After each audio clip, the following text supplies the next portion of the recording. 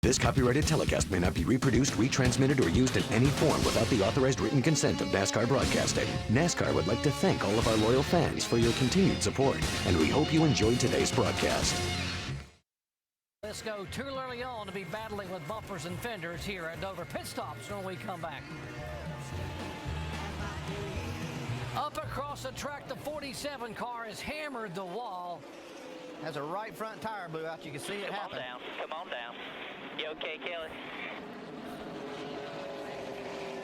That's why he had slowed down right there.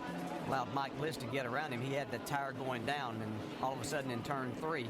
Oh, what a great go. Beginning and an outside. Got a tire there? Left front foot. Looking back from Bliss. Watch this. Oh, wow. Oh, you're doing a hell of a job there, bud. Proud of you. And even though the tires are not fresh, DJ, the car has been pretty good. Just a little bit loose on the last time before they took on those tires. And just a slight track bar adjustment to help him out. So still a very good race car if you can just get back on the lead lap. Oh, got to span off the 4. A hard lick with his 40 car on the front stretch. Brian Clausen, we are being told by spotters he might have got a little help from behind. The Chip Ganassi Dodge, damage on both the front and the rear. Bringing out caution for the third time. He was a car still on the lead with the 59 car right here. We'll see what happens. Well, this 40 car started to get a little bit loose. Yeah. Right before the contact. You can see the front wheels were actually turned to the right just a little bit. Yeah, you can see that possibility he had to get out of the throttle just a little bit, and hard for that car right behind you to check up all the time when you're wide open out of the corner. You can see right here, back in stepping out just a little bit. And you can see exactly the nose. Right. You can see the nose of the 59 kind of drop, but the reaction there when you're that close, you just can't stay off the guy. Bobby Hamilton Jr. 25 car going by. Josh Wise, all those cars on the lead lap. Got a crash on the track. Trouble on the racetrack. The 4 car, Derek Cope involved. The 11 car, Scott Lagacy. There's Cope.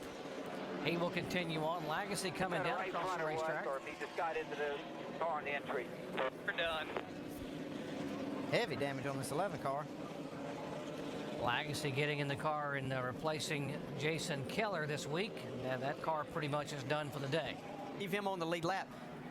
See the 2 cars get together. 11 car just looked like he might have blown a right front tire. I don't know if he got loose there and corrected it into the 4, or if he blew a right front tire to start with.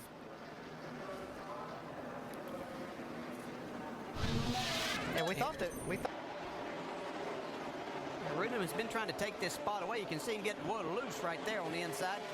Oh, we got a problem here off 4, guys. Landon Castle had just bounced it off the concrete. One more car here. But here a spotter claimed that they got turned there, but he had just been into the wall just prior to this. Rear. Now here's the first time when he slid up inside. He's on the outside of Mike Wallace. You can see that car really just take off towards the wall. As they get down into turn 3 here, close racing. Mike Wallace gets a little bit loose. Yeah, Goes up the racetrack. Knocks the air out of the left rear tire in the process. Caution's out. Caution's out. Still outside. Catch him when you got a bumper intact, you can pass Come on, man. Yeah. Kyle Busch, I've always been amazed. Yeah, he better do it now before that face truck gets I off. said, if you can catch him. Kyle Busch is so good at getting that throttle down and not spinning the rear tires, though. It's just amazing how quick he gets up through the gears and gets away, right there, gets away from these guys. And then he'll run wide open down through this corner, and he'll have about 4 car lengths by the time we get off of turn 2. 7 laps to go. There comes Denny Hamlin back up. David Reagan on the inside of Carl Edwards. Yeah, this is not really what Carl was wanting to see, especially since his car is not quite that good on the restarts, which will be a little bit better here.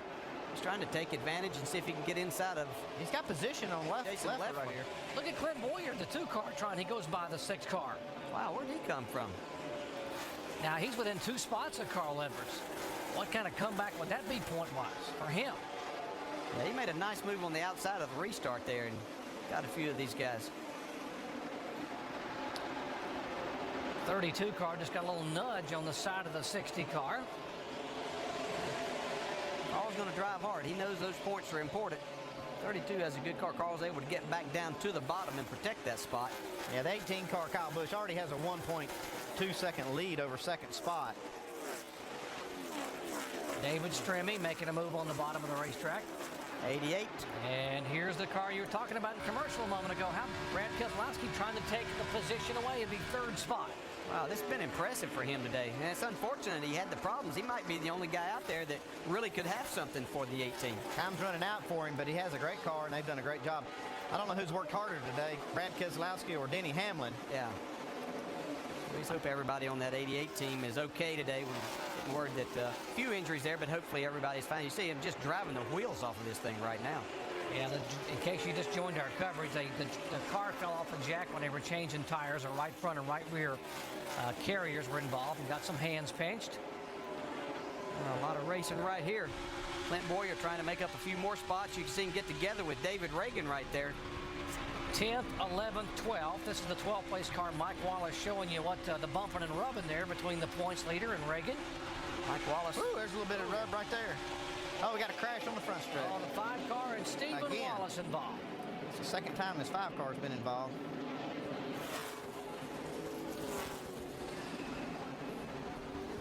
Stephen Wallace was having at least a top 15 finish, maybe a top 12 finish. Involved in this one now, caution for the 7th time today. That in car right there that just went by, that was Kevin Harvick, who's gotten his car back out there. But these guys hit hard, and that's the nature of this racetrack. If you were with us earlier, you heard Rusty Wallace talk about that very thing. When things happen off of these corners, you go down to that inside wall and you hit hard. Now we're going to overtime, here, boys. guys, coming to you. Something's wrong with the right front. I think we blew it out. Harold is coming to you. Yeah, the left front tire is definitely flat there on Stephen Wallace's car. Got a right rear, left front, right front. Got a lot of damage. Yeah, they're going to need 4 on that one. Here's what happened. So Stephen just gets a little loose, and Yeah. you know this 5 car is kind of crippled running up above these guys.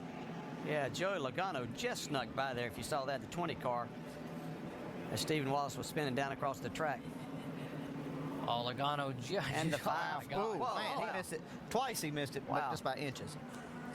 I'm sure he's going to look at it that he had an unfortunate day whenever he had the flat tire earlier, but This will set up the 8th green-white checkered of the year. Flag waves. yeah, that was a mistake that he made, because as soon as Kyle Busch felt him right there or saw him in his mirror, he took off. Good strategy. He might lose the 2nd spot to Brad Keselowski if he's not careful. Yeah, he's going to have to race. He's going to have to race this 88 car hard. Pulls him by 2 car lengths up out of turn 2. It'll be white flag this time by.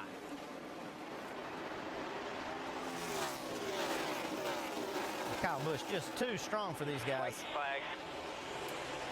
It's been impressive all day long. Jason Lefflin, the 99 car, getting together going into turn 1. Leffler able to make the pass, but the 32 car goes by. Denny Hamlin goes by and takes a spot. Final lap, turn 3 for the 18 car of Kyle Busch. Out of turn 4, and Rowdy Busch will do it for the 8th time in the NASCAR Nationwide Series in 2008. Good job, boys. Good job. Nice pit stop. Good job, Joel. Hey, don't forget to get the flag, man. Carl Edwards came home 5th. Clint Boyer back in the 10th spot, so a few points changed hands there today. That guy there was just totally dominating all day. An incredible race car and driver. Yeah, Kyle Busch led 3 times for 157 laps. Bliss credited with his best finish of the year, 2nd. Keselowski finishes 3rd, Wimmer 4th, Edwards 5th. The last lap got kind of exciting going down into turn 1. You can see the side of David Rudimann's car. Jason Leffler got a good run. See him coming off down the front straightaway off of 4. He was ready to take the spot. Rudiman wasn't going to give it to him. Ruderman didn't give you much room on the bottom right there. Well, that's the last lap. Yep. Yeah, I guess you take what you can. Yep. Another incident here, Joey Logano also getting into the 99. David Ruderman can't get any respect here. He's And probably so- glad this thing's over. And so he goes from 6th to his finish of 17th in the final lap. Let's go down where Mike is caught up with the crew chief. This copyrighted telecast may not be reproduced, retransmitted, or used in any form without the authorized written consent of NASCAR Broadcasting. NASCAR would like to thank all of our loyal fans for your continued support, and we hope you enjoyed today's broadcast.